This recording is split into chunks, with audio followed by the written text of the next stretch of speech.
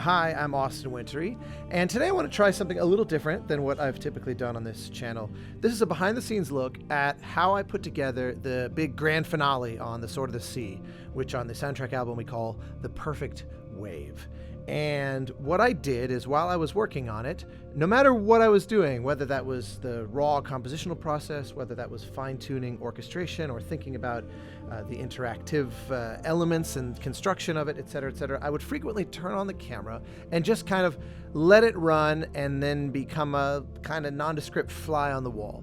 So it's hopefully an interesting look at the creative process when grappling with all of those topics. So this isn't following a kind of singular behind-the-scenes narrative thread on how one particular aspect was tackled. It's sort of a glimpse at how all the different aspects were tackled as I made my way through this kind of multi-segment queue that comprises the end of the game. So hopefully that sounds interesting. It's certainly one of the more naked behind the scenes I've ever offered, because it's really a true just fly on the wall look at the process. But hopefully that's of some kind of value to anyone who might want to check it out. So here it is. This finale is going to move in segments, and it needs to kind of tell the story. I've got this great text from Giant Squid. I've just started pushing it together. Put this little viola thing in there. Not sure about it.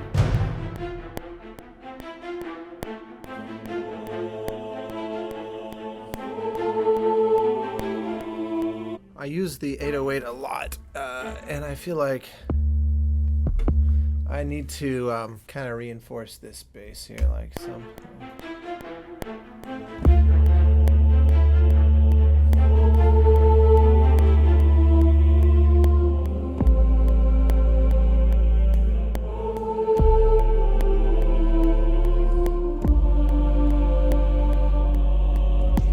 The piano doing these kinds of, like. I was playing with this figure that was like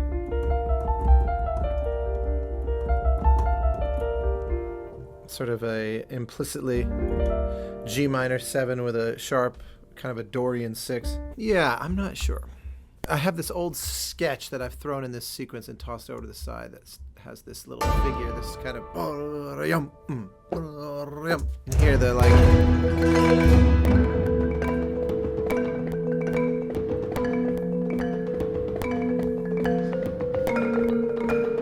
Could be cool if it's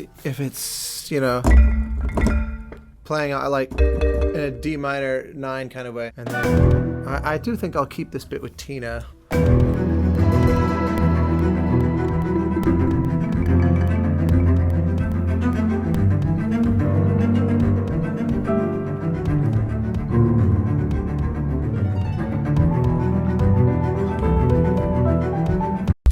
Okay, I messed with this for a few more minutes, and I've got kind of a riff on the main theme, throwing it here on an oboe.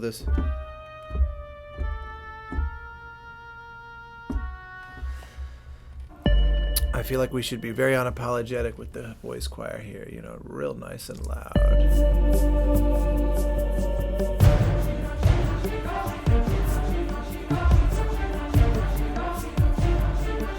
I had this epiphany of migrating the men's voices out of the additive layer so that when it loops, you keep the men, but you lose the children, because it's supposed to be this kind of battle, but maybe the men are winning.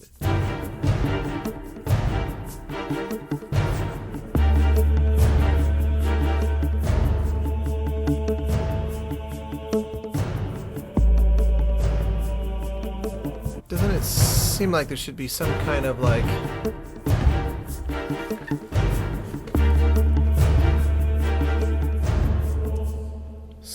like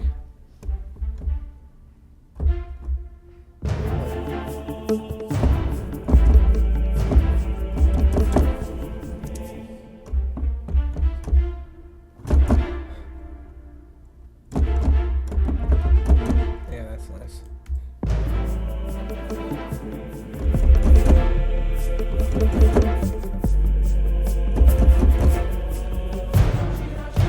Nah, I don't like it. Always feels lazy to just hammer chords. All right, I've been on this a little while. I'm pretty coffee fueled at this point, and I added another bar at the beginning, let the viola quintet kind of lean into it, and then just now I had the thought of adding a little bit of some Tina chug to just help establish her role, which I know I'm going to be using in the later sections.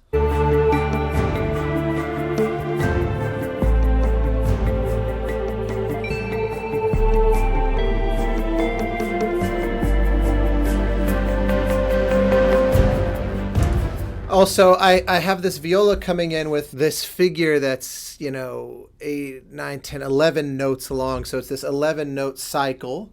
And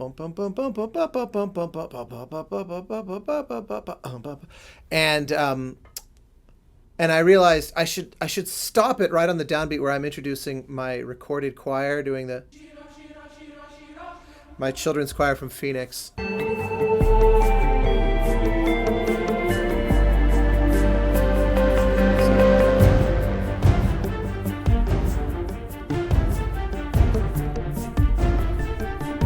And then choir.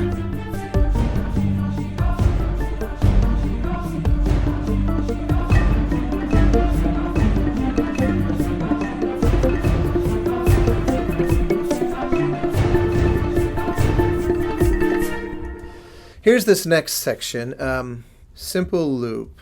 Right before I started recording it, I put in the and then in octaves with our tenor and basses.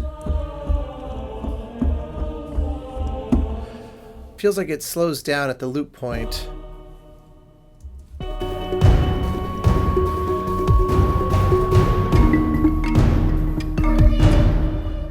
I think I know what it is. Needs wins. I'm going to slow down my tempo so I can input this correctly.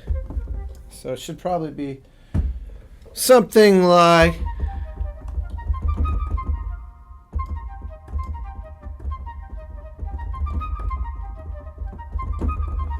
I'm not normally into repetitive patterns, but I think it might actually suit us here. Something, I don't know, like...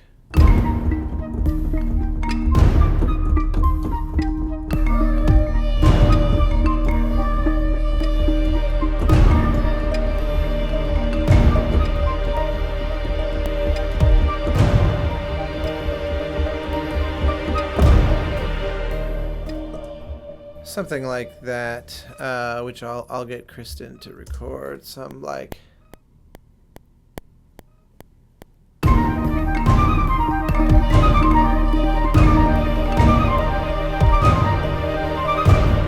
So I need a transition that connects these, and I've just done basically a simple little crescendo in our Renatum ensemble. This... You can hear Tina will be reaching there. So the next cinematic is, I think, supposed to be time-locked, but it's obviously not finished VFX and stuff.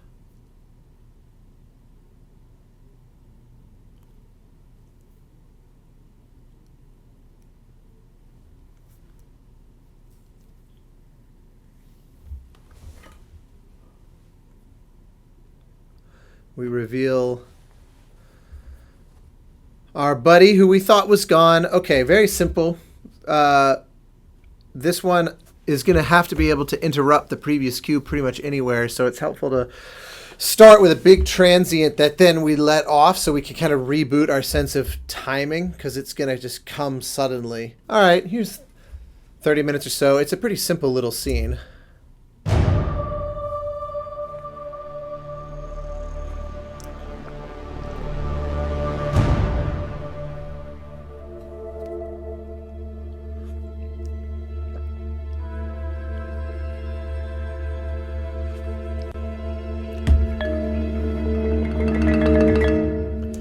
So yeah, you can see the drone flute, which I'm just using this simple little alto flute placeholder. That's Kristen. We just bought that. She has a couple of them. One was commissioned. One I bought with her at the music shop in San Francisco during GDC. Was like, we need this. And that's a color we associate with our buddy when we reveal that, oh my God, they're not dead. And then, of course, it's sort of taken over by the relentless Tornamun Renat ensemble here. I just thought of something. How about right here?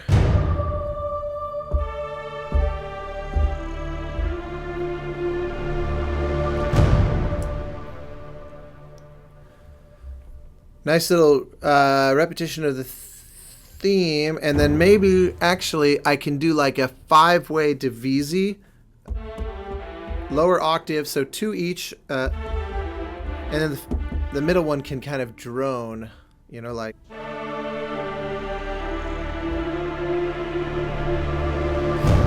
Yeah, that's good. That's good. Need to do a little marker, viola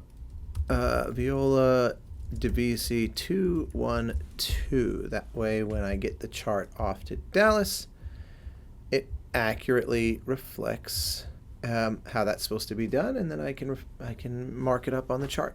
It is the next morning. Fresh coffee. And I'm adapting this old sketch into the next segment here. I've already put a little bit of time into it.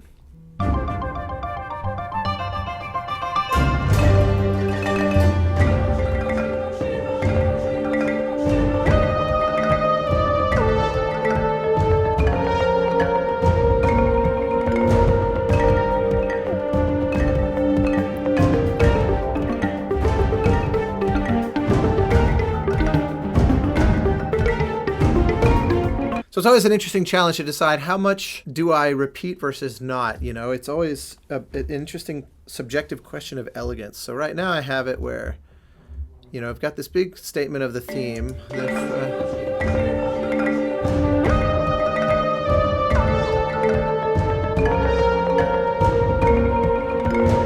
And then the viola quintet that I'm going to record in London has this little kind of rhythmic figure.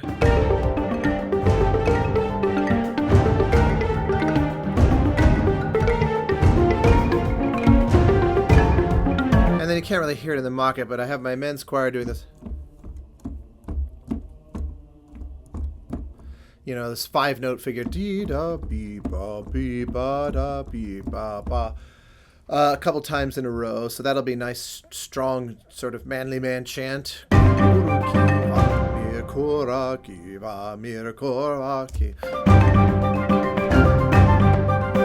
then we have Maluka and the boys' choir come in with more of the text with this, you know, ba ba bum, ba da da, ba da da, sort of ascending thing before a slight kind of oblique reference to the theme.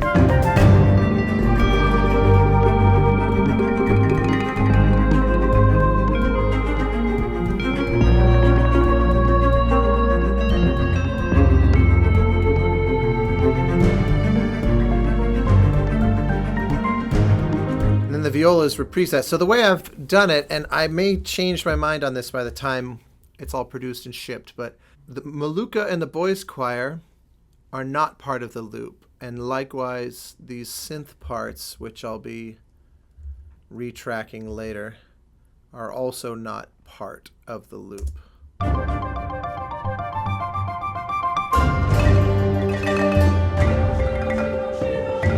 So that little bit with the boys' choir is, because it's sort of a rhythm part, right? It's not, it doesn't feel the same.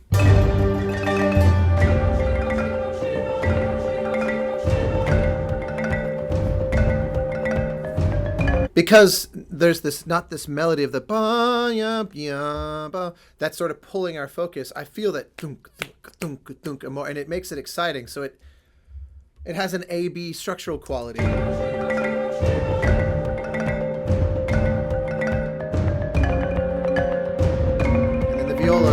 The violas come in and reprise their thing. So I don't know, it feels different hearing that figure not come out of the vocal melody. So messing around with the dolphin ride portion, I was like, we had this little tune, this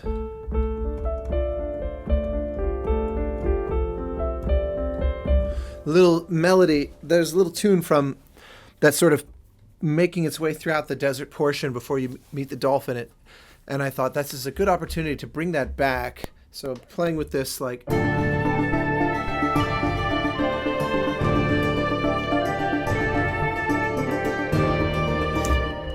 And then we go back to a interstitial section between before the shark shows up. And I just had a thought. What if this was pure piano solo? You know, the shark is going to bring back the kind of... this sort of icy, you know, like...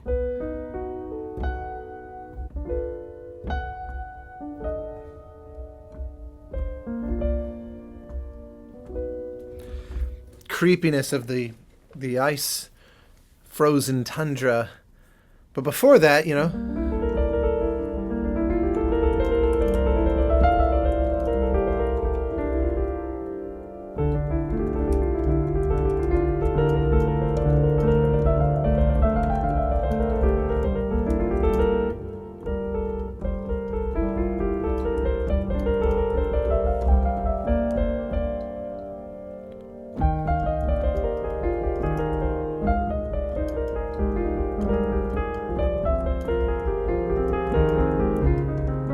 I just wrote this.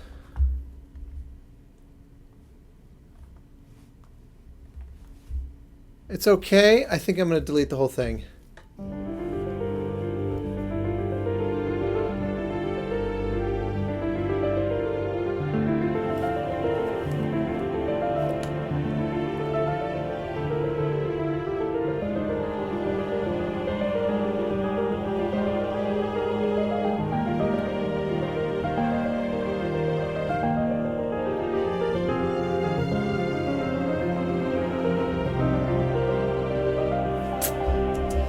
Yeah, I think it's a goner. All right, I've been at this for a few more hours, and I'm probably going to continue to change stuff, but I need to print a bunch of stems to prep for the sessions, so I'm kind of going through and just preemptively doing that. And you can see it's a whole lot of busy work.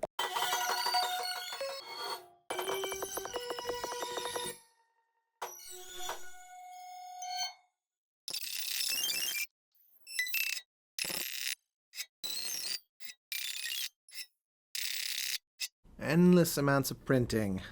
All right. I think that I've probably made enough progress compositionally to go ahead and record it, knowing that I'll end up circling back later. And I'm also probably going to want to change all this once it's in the build of the game, because they haven't finished that yet. And I'm going to want to shape it around the fine-tuned details. So this one, I'm going to be chasing their development a little bit more than normal. So off we go to the next step. I'm off to Phoenix tomorrow, so I am just making some little tweaks to the parts here for the boys' choir.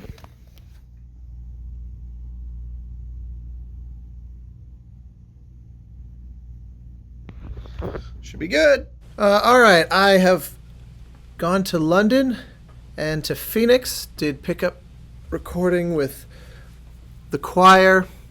Both choirs, bunch more soloist recordings. Our viola, kind of mini string orchestra. Tina has done her cello solos.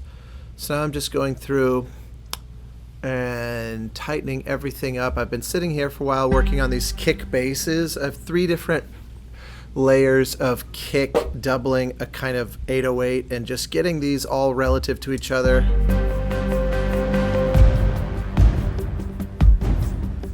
That leaves our string. So I've got 2 layers of Tina that you can see I'm kind of swinging them out to the edges, hard panning left and right. And then here's our viola ensemble. You know. So yeah, I still have to mess with, I have a little oboe solo here from Kristen that it's literally got nothing. It's completely dry still. In Thailand, we got the folks gathered around just a bunch of different drums and just kind of freely jammed on some triplets.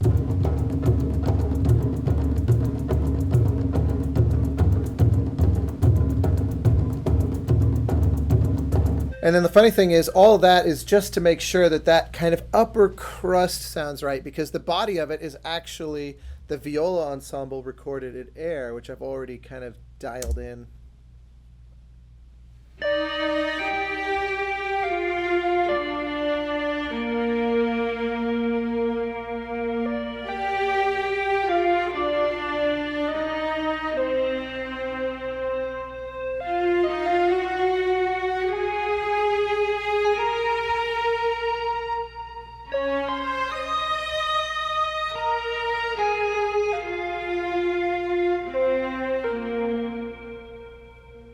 All right,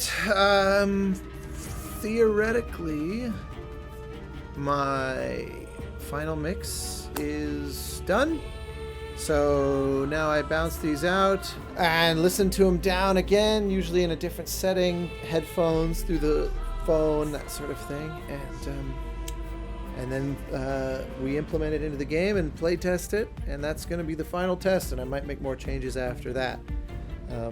We're getting pretty close to the release of this game, though, so I won't have a lot of time to do this final check, but we've already play tested it a bunch up to this point, so I'm pretty sure the scripting of it's fine. It's more about just making sure the mix sits in the final mix well, but either way, that's a pretty major milestone to be able to print these off.